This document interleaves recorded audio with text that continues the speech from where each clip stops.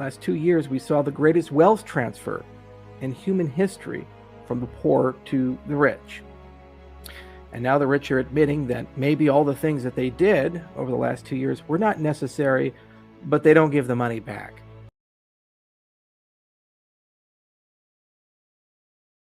I remember Bitcoin before it was $1, and then going up to 30, then down to 4, then to 250, then to 80, then to 1200, then down to 250 again, then up to 20,000, then down to 4,000, then to 64,000, and now we're in the 30s. And I remember all the events, the collapse of Silk Road, the collapse of Mt. Gox, all the various interesting ventures throughout the years like Mastercoin and Color Coins and a litany of other things and concerns. And no matter where I go, what I do, it always amazes me that there's this constant rhyming of the attitude.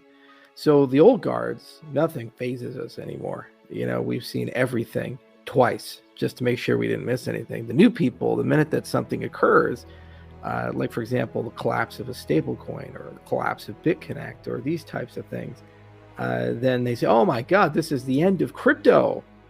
Everything is over. Oh, we're all going to die. The markets are over. The dream is gone. Over $300 trillion of institutional money floating around the world looking for a home. The last 20 years in particular, there's been a hyper acceleration in the printing of money. This is what Ron Paul was talking about, all the Austrians were talking about, and nobody really listened to them. America went from $4.5 trillion in a national debt, a surplus, to over $30 trillion, and the prospect of a 3% interest rate, meaning it costs you $1 trillion a year just to service your debt.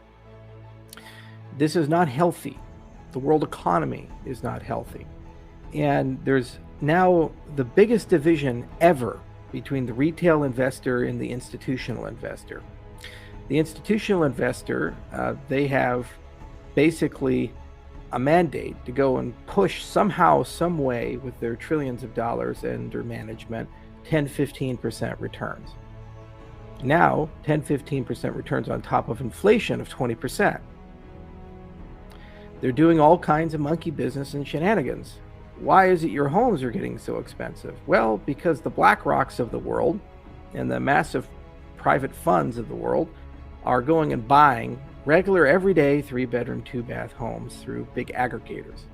And you wake up and you see a $250,000 home become $500,000, $750,000. Can you afford it? No, because wages don't track with that. Last 2 years, we saw the greatest wealth transfer in human history from the poor to the rich. And now the rich are admitting that maybe all the things that they did over the last 2 years were not necessary, but they don't give the money back, the property back. You see, the Great Reset, Davos, this year I was going to go out of disgust. I'm just not going to do it anymore. You know, because what are they doing? They're saying you'll own nothing and be happy. All the farmland is going to be owned by the rich people and the big companies, multinational companies, international funds. All of the supply chains run by a small group of hyper-consolidated entities that are transnational. Don't give a fuck about the little person. The retail side, people are opting out. Problem is there's less money on the retail side now than on the institutional side. If you look at the selling rates of crypto, what's happened over the last 6 months is institutions have been dumping their crypto. Some, like Saylor and others, are holding on and doing everything in their power to go Team Orange.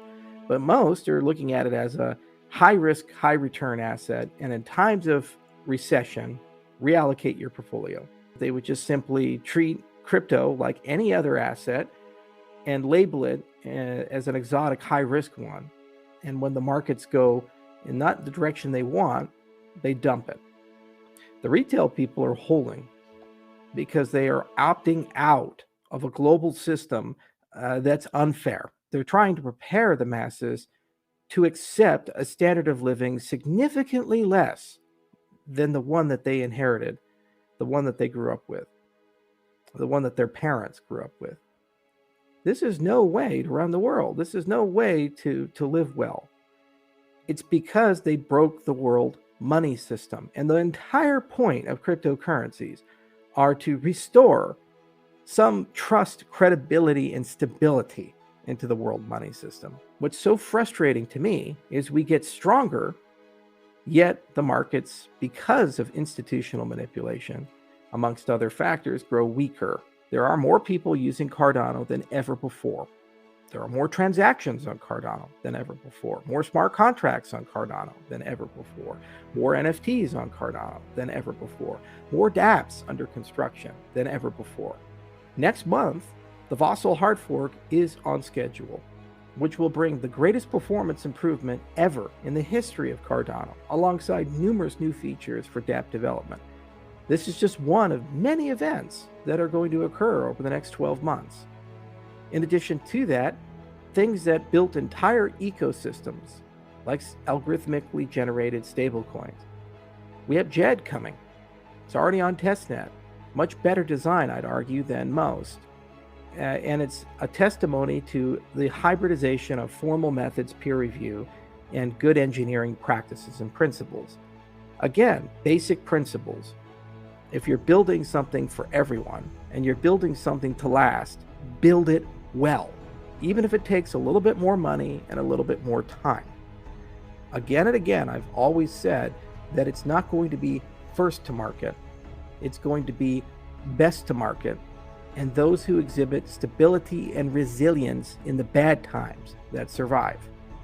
That's why today we're stronger than we've ever been in the history of the project. Fair weather people and all those cycles, they get drowned out, and the people who stay behind are the people who are here for the long term. And our community, in my view, is the best because they get it. They've gotten it from the very beginning. We have to do better. We have to leave behind something to those who come after us, which was better than what we found. As Augustus Caesar said, he found his city in granite and left it marble. And we want to do the same. So we look to the future. Consensus is coming. We're going to be there. The community is going to be there. And we're going to show people how strong the ecosystem is. We're going to talk about all the things that are not only just coming, are already here. And it's a time for choosing. The institutional people have already chosen their fate. They're playing musical chairs with a global economy which will collapse. It cannot sustain itself. If something like a conflict, a war, can break the globe, if people use the convenient boogeyman of the week to excuse inflation or recession when they cannot possibly be intellectually honest that printing trillions of dollars every year out of thin air is not going to have ramifications and consequences.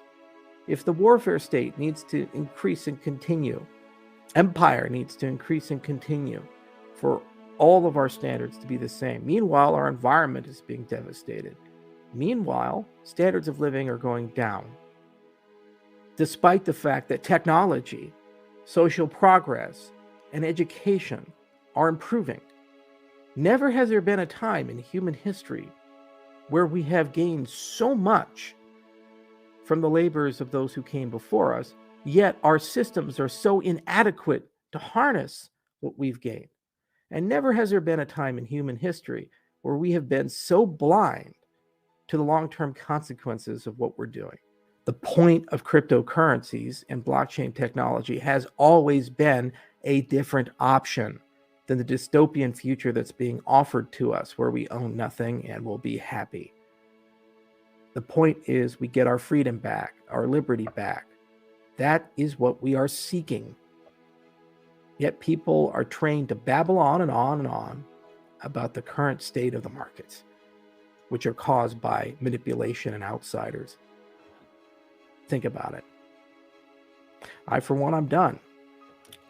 I know the hills I'm going to die on. I know the places I'm going to live, the things I'm going to do. The caravan moves on. We're going to keep beating the drum every day. Keep writing the papers, keep writing the code, keep building. And the difference between the days in the past and today is we got an army now. It's inevitable in that respect.